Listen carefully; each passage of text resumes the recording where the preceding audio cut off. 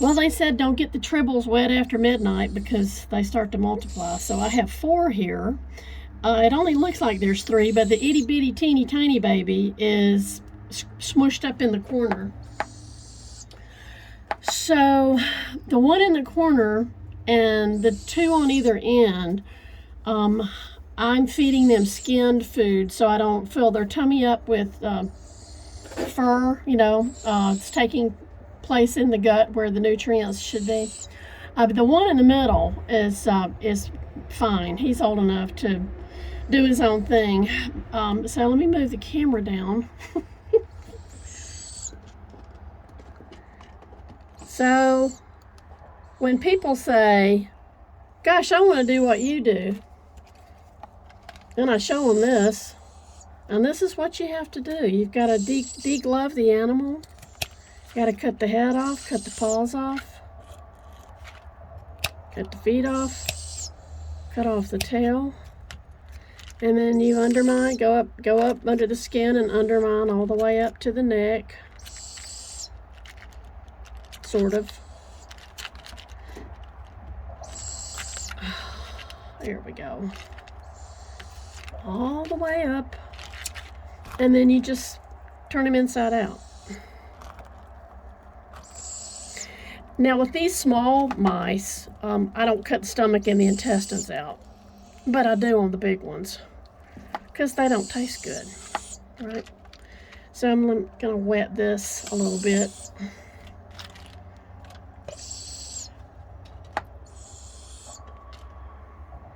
And then I'm going to reposition the camera. So maybe one of the younger ones will feed for us. Now I was out at 2 and I was out at 6. So they may not be hungry, but this one looks like he might be. So I'll toot the horn. This is the Pavlov's dog. This is setting up the hey, hey, I hear the horn tooting, so we must have lunch. Go on. And then I get another one ready.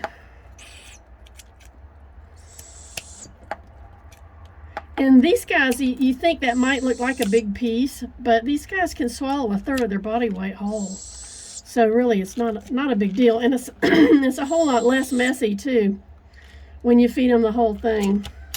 That's why I don't like big rats to feed, because I have to basically disassemble them, especially for the hawks, because the hawks, they fling food everywhere anyway.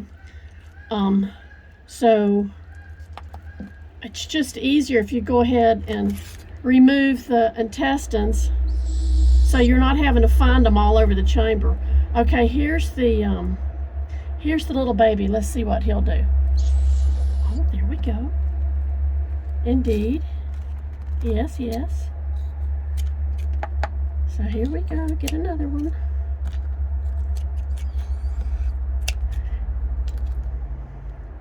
And I usually have all this prepared down at the house, but I wanted to, for videoing purposes, because I suck so much at videoing and marketing. Oh my gosh. Okay, so here's for the other little guy.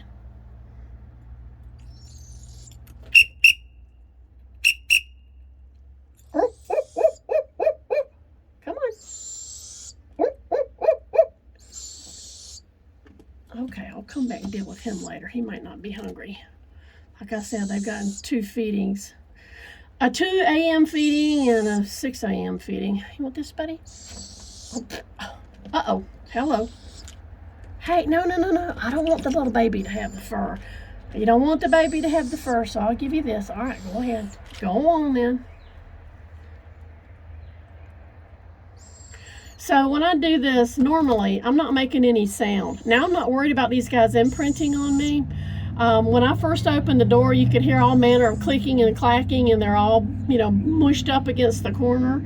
So I don't have to worry about them never leaving home. Yay. So this is Jeffrey June's chamber. The nice people that came out yesterday to bring me the other 2 babies. I'm sorry, Jeffrey. they wanted the little tour. So when I looked in, I saw the leaves in the bath pan, and I thought, how bizarre is that? I just changed out their water day before yesterday, and then I look up and there was this gaping hole up here. Scared the daylights out of me.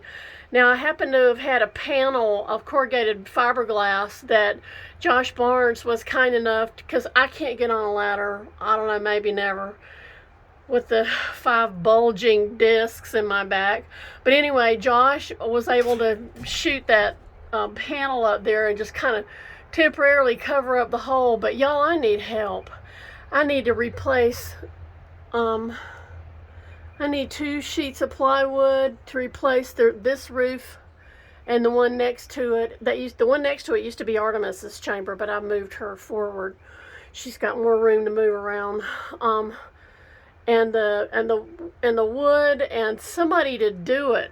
And who's gonna do that for free? I mean, oh gosh. So if anybody could help with a PayPal donation or a snail mail a check, we sure would be grateful. I'll talk more about it when I post it.